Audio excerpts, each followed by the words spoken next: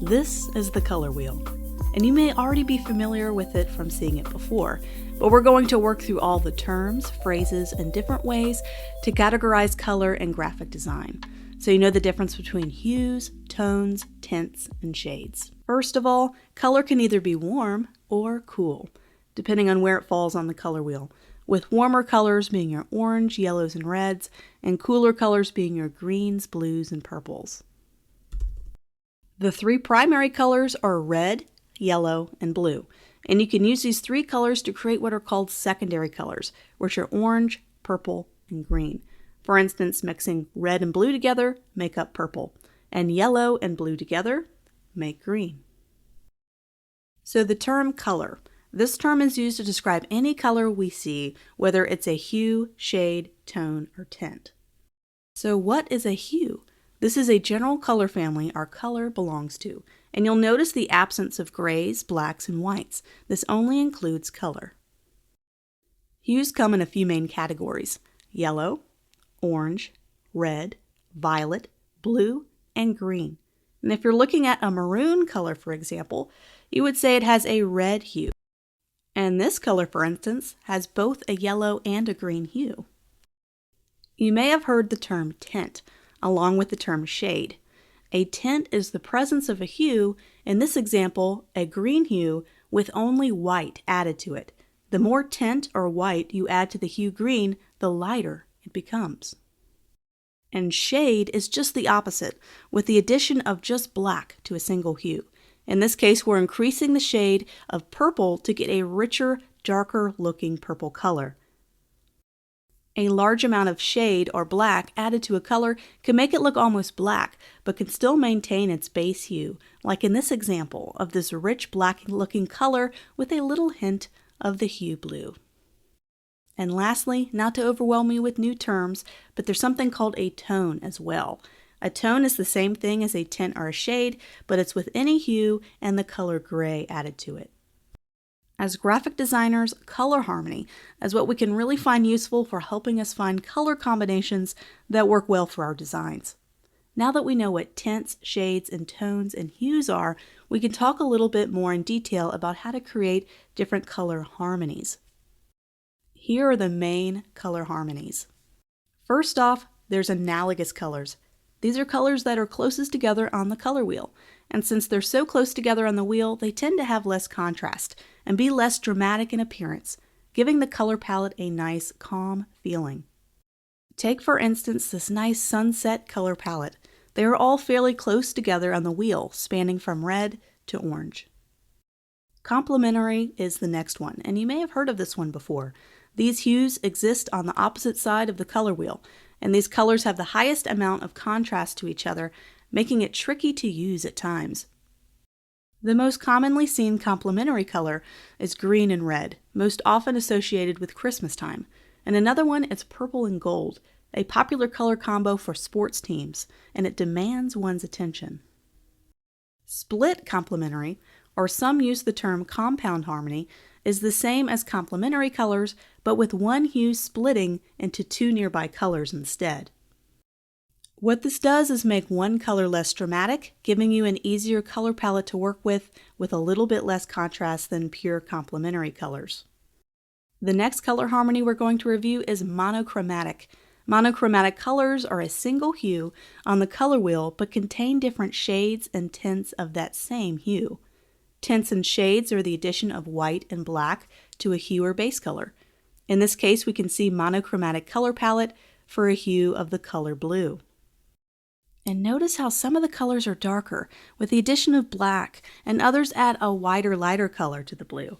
Monochromatic colors work really well because of this, and they all contain just one hue or base color, and that means this is a very flexible color harmony, as you don't have to worry about multiple color hues. Next up is the Triad Harmony.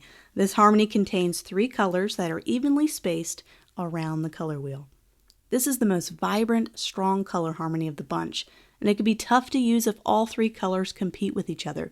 I find this vibrant color option or color harmony more useful for designs that need a more youthful, energetic option, like a children's event. And not all three colors with this harmony have to be pure hues. You can add a little bit of shade, which is black, or tint, which is white, or tone, which is gray, to one or two of these colors to tone it down, and to make the colors a little less vibrant. The key to this color harmony is to let one or two colors lead the way and make the third color less strong. When choosing colors for a brand, logo, or design, finding out which color harmony works best is a great way to get started. And there's a great website called color.adobe.com, which has been featured throughout this lesson. And it's a free place to try to find out what color harmony might be right for your next project. If you like my design lessons, make sure to check out my full classes on both Skillshare and Udemy. I teach thousands of hours of classes on design. And also make sure to check out my Practical Guide to Design Theory, a 200-page PDF book all about design theory. I am in Adobe Illustrator, and I'm going to demonstrate some ways you can practically create different color palettes. And so first we need to go back and understand our tint and shade and also our tone. But how do we create that using the color options in design software? That's exactly what this lesson is going to be about. So we're starting off with this white simple swatch, and we're going to go ahead and highlight it, and you're going to notice you have your color panel and it's going to be all white. So what we want to do is double click on our swatch, double click it, and you're going to get this panel. And what this is called is a hue cube. So we studied before the different hues, and hues are solid colors. They don't have any white or gray or black in them. They're just pure colors. So what happens in the hue cube is in the upper right is a pure hue. So that's going to be pure blue.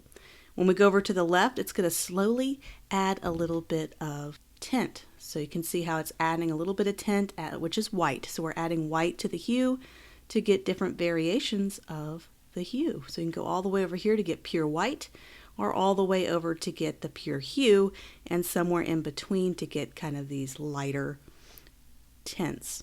So the same thing with shade. Shade's going to be down here. So here's a pure hue. We're going to move our way all the way down. It's going to get darker and darker as we add more shade, which is black. So we're adding more black to this until we get to pure black all the way down to the bottom. And same thing goes for tones. So as we know, tone is a hue, but with gray added instead of black or white. So we're going to go diagonally down, and it's going to slowly add a little bit of gray as we move down the hue cube. All the way down here, it's going to go all the way back to pure black.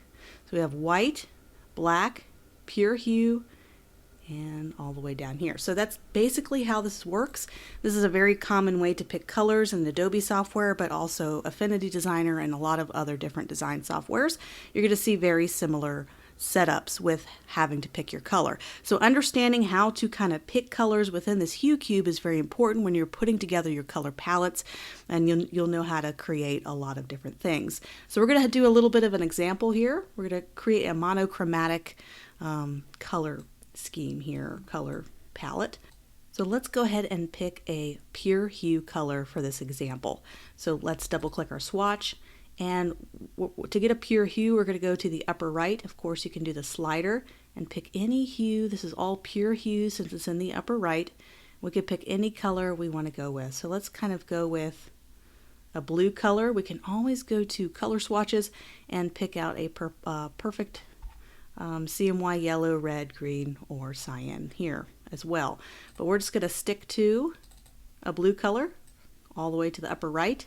So this is going to be our pure hue that we're picking out.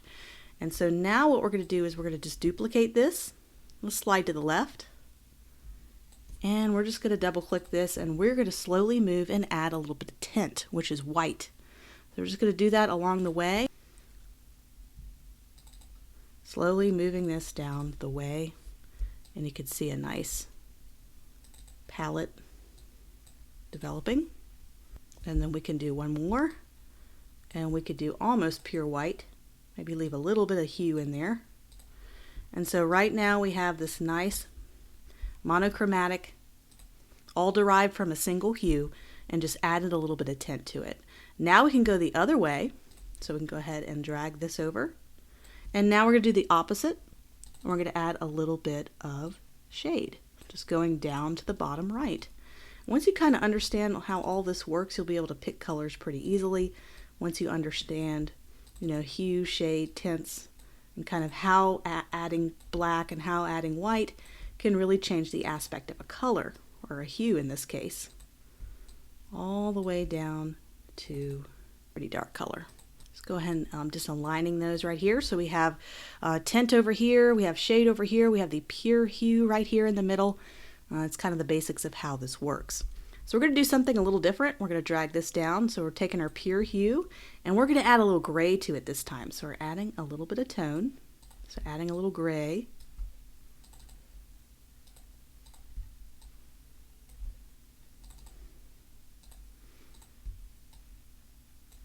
All the way down. So you can kind of see how this is working.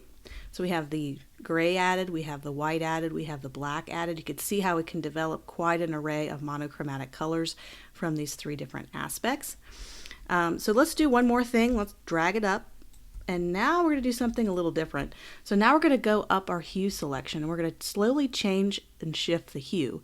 So we're going to move this down just a little bit, maybe add a little green. So this is kind of a hue level or hue selection. So now maybe all this makes sense. All this, where do you go? Where do you select the color? So we changed the hue color here, and the tint, and the shade, and then the tone added gray to it. So that's kind of how the basics of how this color hue or Hue Cube works. When you double click this, Hue Cube, this is default on Adobe Illustrator. You can have it on Adobe Photoshop, you can have it on any design program. You're going to see this kind of Hue Cube, and now you know why and when to go in what direction and when to kind of use some of these tabs and everything. So once we get into practical projects, I do a lot of practical project works with color. We're going to be kind of going over this, but now you understand, you know, what direction to go. It can be a little bit confusing at first to go, okay, well now how do I, you know, add shade? How do I add tint? What does that matter? So we're going to take this in we're going to go in another step forward, and we're going to be creating some basic color palettes, and we're going to derive it all from one single hue selection.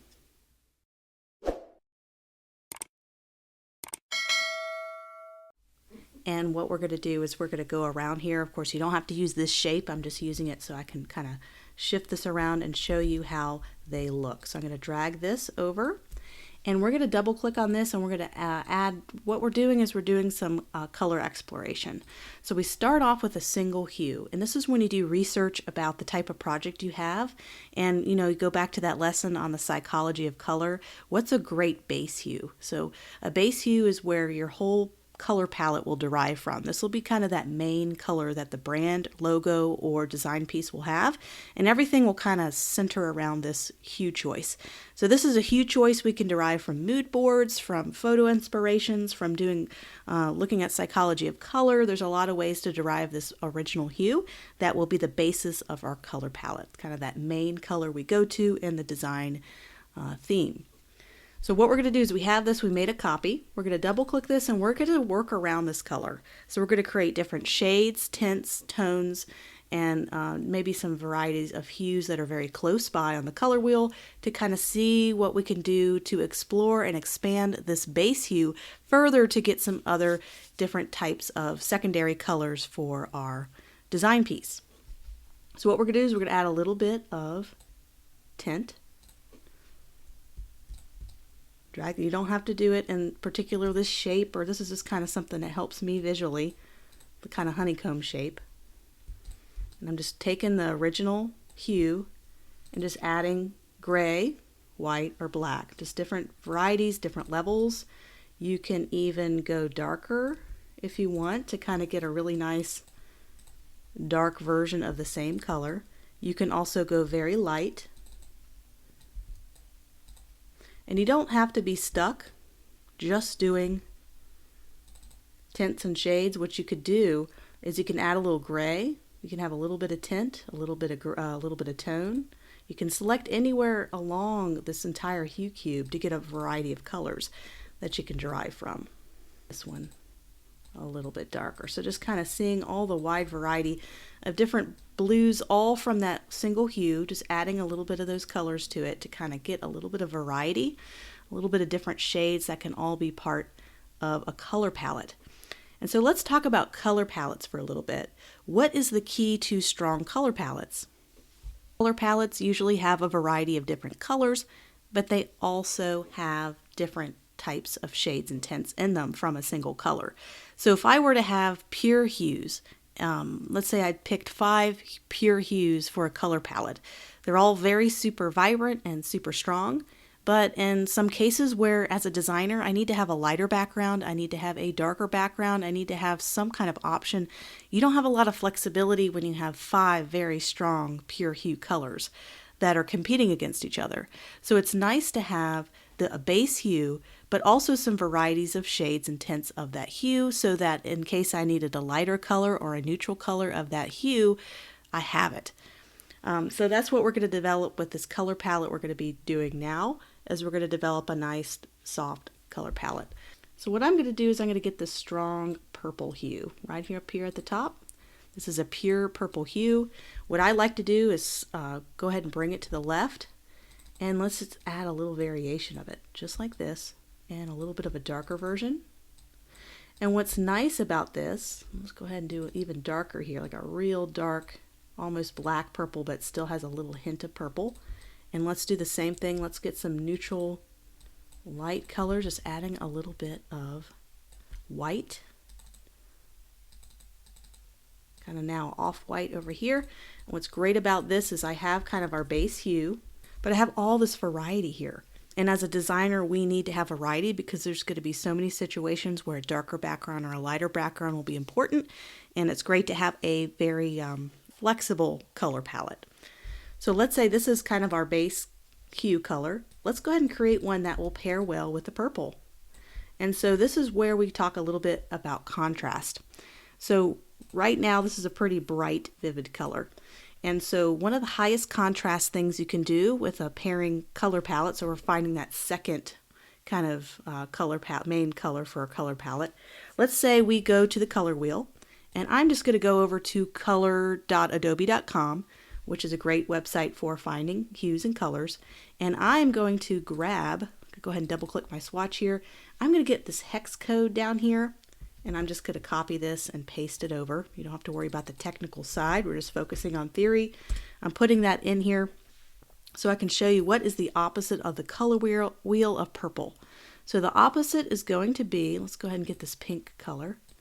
So I'm going to go ahead and select that as our base color by selecting this little triangle, and now I can select over here and it won't move. That base color is stuck. So let's find what is the opposite of the color. It's going to be yellow. And so that's going to be the highest contrast that you can have between two colors, is the opposite on the color wheel. What if we were to slide this over and just add a little hint of warmness to it? We're going to get some really nice color combinations here. So you see kind of that purple and you see that orange go really well together. So this is a very vibrant, high contrast color combo. So I'm going to bring that orange over here and let's see what we can do. So I'm just pasting that hex color code there. Let's get rid of these. Let's do the same thing we did before by creating a couple different variations. So now this is our two base hues, and these are just different variations of shades that we can use for our color palette. This is a very high contrast, vibrant color pairing, and we can keep going with another high contrast, vibrant color. And so this is great for a very youthful brand or logo or design piece, something that really needs a lot of energy, that needs, if you look at the psychology of color, something that's refreshing, younger demographic. I can even see this in the healthcare industry to try to break the mold of being kind of, medical, just kind of a warmth to it, because both of these are considered to be warm colors, although the purple is kind of in the middle of cool and warm, kind of in the transition period. So this is great for something like that. And we could do the same thing, but use less contrast and have kind of more of a subtle color palette pairing. So what we can do now is we can kind of combine some of these colors to create our color palette. So we kind of have our base hues, we have our two main colors, but then we could start to pull from a couple of these different colors to really create a cohesive set. So we can kind of pull these together. Picking colors we think we'll need. We're not going to need all these different shades and tints.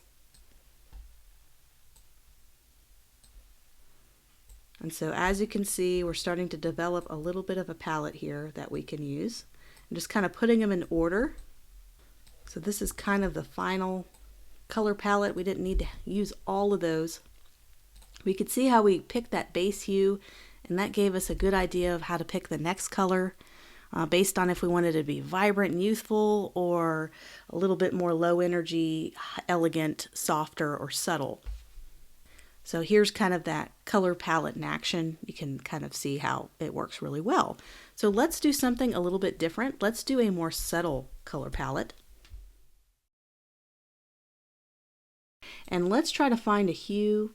Let's try to go for kind of a gold hue. So we're going to move down here. It's going to be somewhere between orange and yellow, as gold is somewhere between orange and yellow. And we're going to add a little bit of darkness to it, but a little bit of gray. That's kind of how you find gold. So right about here. So you notice it's got a little gray, little white, little black. So it's got a little tone, tint, shade all in there. So it's kind of got this richness to it. It's got, if you look at the CMYK here, you can see it's got a little bit of everything. It's kind of got a nice equal ink. So that's how you kind of get those more neutral colors, is there's not one color that's dominant over the other. They kind of all have a little bit of the different inks. So let's go ahead and click OK. That's a nice gold color that we picked right away. And let's build everything off of this. So what we can do, let's do what we did before. Add a little lightness. Just adding different, let's do an off-white. This can go a little darker, so let's get our base hue and let's go a little darker.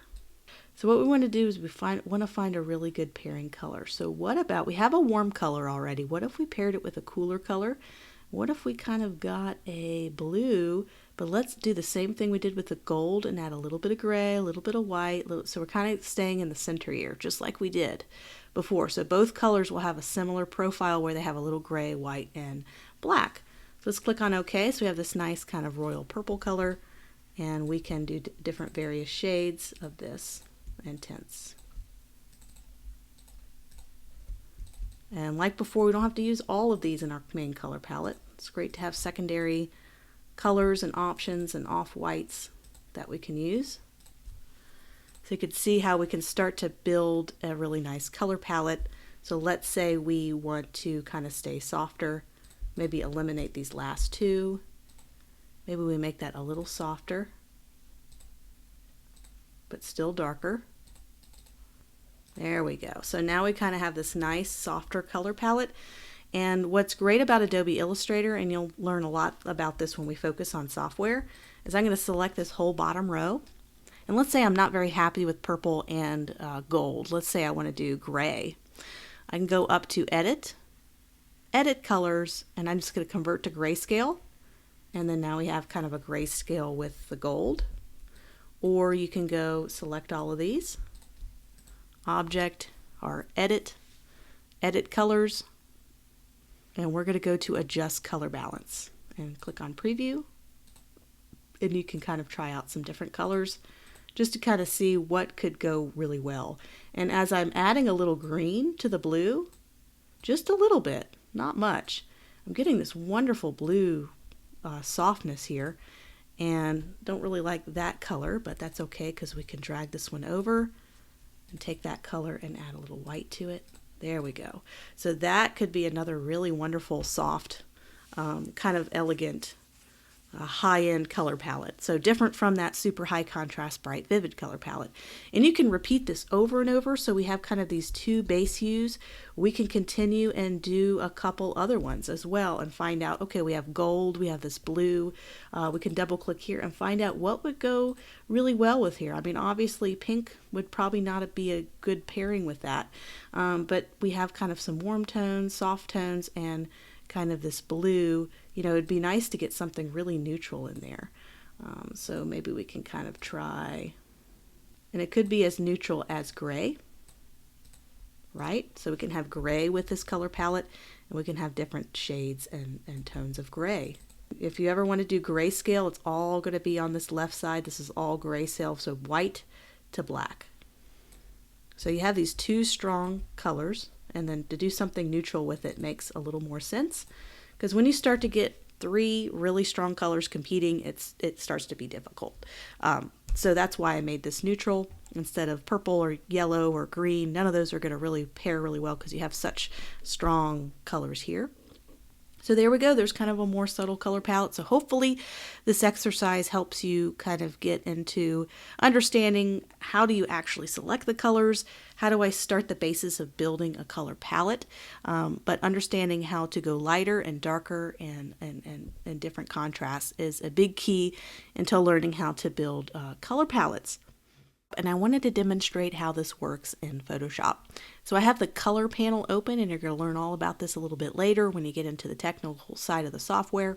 But this is kind of how, instead of the Hue Cube, you have lots of different options in Photoshop of how to display the color wheel. So here's the Hue Cube. This is what we did in Adobe Illustrator, so this will look very familiar to you. We just did all this, but you can also go down to the classic color wheel, and they just recently revamped this. Adobe has changed this in the last couple years, and now you have this triangle. So same thing with the Hue Cube. We're adding white, tint, shade, black, pure hue to the right, and then you can change your hue by going around the color wheel. So this is just a really nice, handy color picker. You're going to also see this in Affinity Designer and Affinity Photo. They have a very similar triangle color wheel selection. Of course, there's grayscale slider. We can pick a color and do the grayscale. There's a lot of different options here to explore, but I mostly use the Hue Cube and the color wheel. Those are going to be the two